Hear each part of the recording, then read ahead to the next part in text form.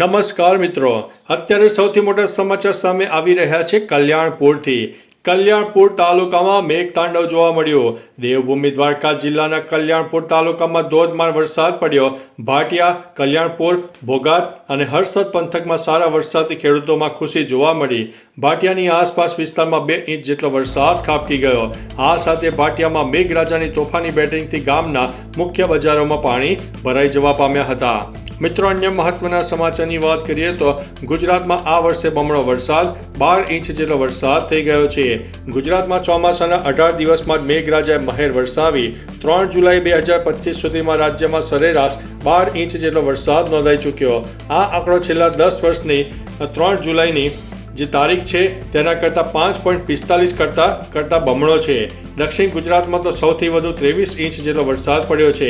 છેલ્લા 11 વર્ષમાં આ વર્ષે 3 જુલાઈ સુધીમાં સૌથી વધુ વરસાદ નોંધાઈ ગયો છે, જે 2023ના 10.83% ઇંચના રેકોર્ડને પણ પાર કરી ગયો છે. મિત્રો, અન્ય મહત્વના સમાચારની વાત કરીએ તો સૌરાષ્ટ્ર અને કચ્છના 20 ડેમને અપાયું હાઈ એલર્ટ. સૌરાષ્ટ્ર અને કચ્છમાં સતત વરસી રહેલા ભારે વરસાદને કારણે જળ સપાટીમાં નોંધપાત્ર વધારો થયો છે. રાજ્યના સિંચાઈ વિભાગ દ્વારા જાહેર કરવામાં આવેલા અહેવાલ અનુસાર 20 ડેમોને હાઈ એલર્ટ ઉપર રાખવામાં આવ્યા છે, કારણ કે આ ડેમ તેમની સંગ્રહ ક્ષમતા 100% અથવા તો તેની નજીક પહોંચી ગયા છે. મિત્રો, અન્ય મહત્વના સમાચારની વાત કરીએ તો ખેડામાં પ્લાસ્ટિકના ગોડાઉનમાં ભીષણ આગ લાગવાની ઘટના. ખેડાથી મોટા સમાચાર સામે આવ્યા. મળતી માહિતી અનુસાર બસ સ્ટેન્ડ નજીક આવેલા એક પ્લાસ્ટિકના ગોડાઉનમાં ભીષણ આગ લાગી. આ આગને ઓલવવા માટે ખેડા અને નડિયાદનો ફાયર વિભાગ પ્રયાસો કરી રહ્યું હતું. આ વિકરાળ આગનો ધુમાડો 2 કિલોમીટર દૂર સુધી જોવા મળ્યો. આગ લાગવાનું કારણ હજુ સુધી સામે આવ્યું નથી. કોઈ જાનહાનિના અહેવાલ નથી. મિત્રો, અન્ય મહત્વના સમાચારની વાત કરીએ તો ઈડર અને ધાનેરામાં 5 ઇંચ જેટલો વરસાદ. છેલ્લા 24 કલાકમાં 33 જિલ્લાઓના 199 તાલુકામાં સાર્વત્રિક વરસાદ નોંધાયો. રાજ્યમાં સૌથી વધુ રાજકોટના જામકંડોરણા, સાબરકાંઠાના ઈડર અને બનાસકાંઠાના ધાનેરા તાલુકામાં 5 ઇંચ કરતાં વધુ વરસાદ નોંધાયો. આ સાથે રાજકોટના ધોરાજી અને જામનગરના જોડિયા તાલુકામાં પણ 4 ઇંચ કરતાં વધુ વરસાદ નોંધાયો છે. આ કારણે આભ ફાટવા જેવી પરિસ્થિતિનું નિર્માણ થયું છે.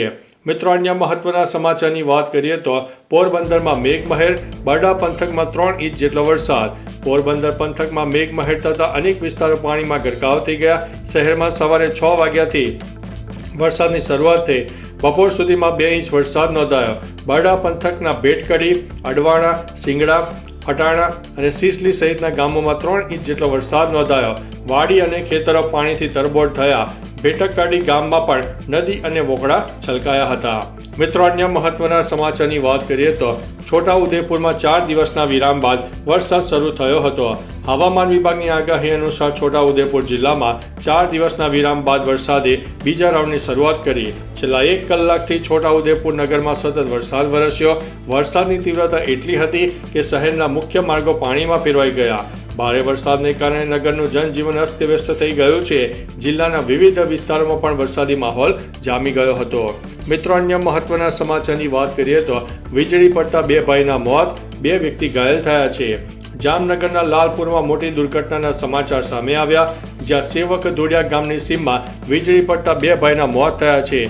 4 મજૂરો ખેતરમાં કામ કરી રહ્યા હતા ત્યારે તેમના ઉપર વીજળી ત્રાટકી હતી, જેમાં 2 ભાઈના મોત થયા, જ્યારે અન્ય 2 મજૂરો ઈજાગ્રસ્ત થયા છે. ઘાયલોને તાત્કાલિક સારવાર અર્થે હોસ્પિટલમાં ખસેડવામાં આવ્યા છે. મિત્રો, અન્ય મહત્વના સમાચારની વાત કરીએ તો ઓપરેશન સિંદૂરને લઈને લેફ્ટનન્ટ જનરલનો ખુલાસો સામે આવ્યો છે. ભારતીય સેનાના વરિષ્ઠ અધિકારી લેફ્ટનન્ટ જનરલ રાહુલ સિંહ કહે છે કે ઓપરેશન સિંદૂર દરમિયાન ભારત એક રીતે 3 દુશ્મનો સામે લડી રહ્યું હતું. તેમણે કહ્યું કે પાકિસ્તાન સાથેના યુદ્ધ દરમિયાન ચીન ભારતને લાઈવ અપડેટ આપી રહ્યું હતું. આ ઉપરાંત તુર્કી પણ તેને મદદ કરી રહ્યું હતું. આ રીતે ભારતીય સેના એક સરહદ ઉપર 3 દુશ્મનો સામે લડી રહી હતી. મિત્રો, અન્ય મહત્વના સમાચારની વાત કરીએ તો ભાવનગરમાં વરસ્યું કાચું સોનું. સમગ્ર રાજ્યમાં ભારે વરસાદ નોંધાઈ રહ્યો છે, ત્યારે ભાવનગર જિલ્લામાં મેઘરાજા ધીમી ધારે વરસાદ આપી ગયા. ધીમી ધારે વરસાદ વરસતા ખેડૂતો માટે કાચા સોના સમાન છે, જે ખેતી માટે શ્રેષ્ઠ માનવામાં આવે છે. આ સાથે જેસર તાલુકામાં પણ મેઘમહેર જોવા મળી હતી. મિત્રો, અન્ય મહત્વના સમાચારની વાત કરીએ તો પાટણમાં ભારે પવન સાથે વરસાદ નોંધાયો. હવામાન વિભાગની આગાહી વચ્ચે ગુજરાતના અનેક વિસ્તારમાં ધોધમાર વરસાદ ખાબકી ગયો, ત્યારે ઉત્તર ગુજરાત સહિત રાજ્યના વિવિધ જિલ્લામાં વરસાદી માહોલ જામ્યો. પાટણના શંખેશ્વર, રાધનપુર, સાંતલપુર, સિદ્ધપુર, ચાણસ્મામાં ધોધમાર વરસાદ પડ્યો, જ્યારે પાટણ અને શંખેશ્વરમાં ભારે પવન સાથે વરસાદ વરસી ગયો. મિત્રો, અન્ય મહત્વના સમાચારની વાત કરીએ તો હિમાચલમાં વરસાદથી 43 લોકોના મોત, 500 કરોડનું નુકસાન થયું છે. હિમાચલ પ્રદેશમાં 20 જૂનથી શરૂ થયેલા ચોમાસાને કારણે અત્યાર સુધીમાં 43 લોકોના મોત થયા છે અને 495.82 કરોડથી વધુનું નુકસાન થયું છે, જેમાં 14 મોત વાદળ ફાટવાથી, 8 પૂરથી, 7 ડૂબવાથી અને 26 માર્ગ અકસ્માતથી થયા છે. રાજ્યમાં 55 મકાનો અને 198 ગૌશાળાઓ સંપૂર્ણ રીતે ધરાશાયી થઈ છે. જાહેર સંપત્તિને 287.80 કરોડ, ખાનગી સંપત્તિને 134.32 કરોડ અને કૃષિને 33 કરોડ રૂપિયાનું નુકસાન થયું છે. મિત્રો, અન્ય મહત્વના સમાચારની વાત કરીએ તો એક ક્લબમાં સર્જાઈ મોટી દુર્ઘટના. અમદાવાદના કાંકરિયા વિસ્તારમાં આવેલા એકા ક્લબમાં ચાલુ કાર્યક્રમમાં સ્વિમિંગ પુલની છતનો ભાગ તૂટતા અનેક લોકો ઈજાગ્રસ્ત થયા. ક્લબમાં આયુષ એક્સપો કાર્યક્રમ હતો, તે દરમિયાન અચાનક ડોમની છતનો ભાગ તૂટી પડ્યો. ઘટનામાં કેટલાક વિદ્યાર્થીઓ ગંભીર રીતે ઘાયલ છે. જોકે ઘટનામાં કોઈ જાનહાનિના સમાચાર નથી. ઘટનાની જાણ થતાં તાત્કાલિક પોલીસનો કાફલો ઘટના સ્થળે પહોંચીને સ્થિતિ નિયંત્રણમાં લીધી હતી. મિત્રો, અન્ય મહત્વના સમાચારની વાત કરીએ તો સુરેન્દ્રનગરમાં ભારે વરસાદ, 4 ડેમ ઓવરફ્લો થયા છે. સુરેન્દ્રનગરમાં સતત ભારે વરસાદ નોંધાઈ ગયો, જે કારણે જિલ્લામાં આવતા 4 ડેમ ઓવરફ્લો થયા છે, જેમાં ત્રિવેણી ઠાગા, થોરીયાડી, સબુરી અને વાસળ ડેમ ઓવરફ્લો થયા છે. આ સાથે છેલ્લા 24 કલાક સુરેન્દ્રનગર જિલ્લાના 10 તાલુકામાં વરસાદ નોંધાયો, જેમાં સૌથી વધુ ચૂડા અને વઢવાણમાં 4 ઇંચ જેટલો વરસાદ નોંધાઈ ગયો છે. મિત્રો, અન્ય મહત્વના સમાચારની વાત કરીએ તો શ્વાનના હુમલામાં વધુ એક બાળકનો જીવ ગયો. ભાવનગરમાં પાલીતાણાના વાડુકર ગામે રખડતા શ્વાનના આતંકે એક બાળકનો જીવ લીધો છે. અહીં વાડીમાં કામ કરતા મજૂર પરિવાર પર શ્વાને હુમલો કર્યો, જેમાં એક મહિલા અને 2 બાળકો પર શ્વાને હુમલો કરતા એક બાળકનું મોત થયું છે. શ્વાને અન્ય લોકો ઉપર પણ હુમલો કર્યો હતો. આ ઈજાગ્રસ્તોને હોસ્પિટલમાં મોકલવામાં આવ્યા હતા.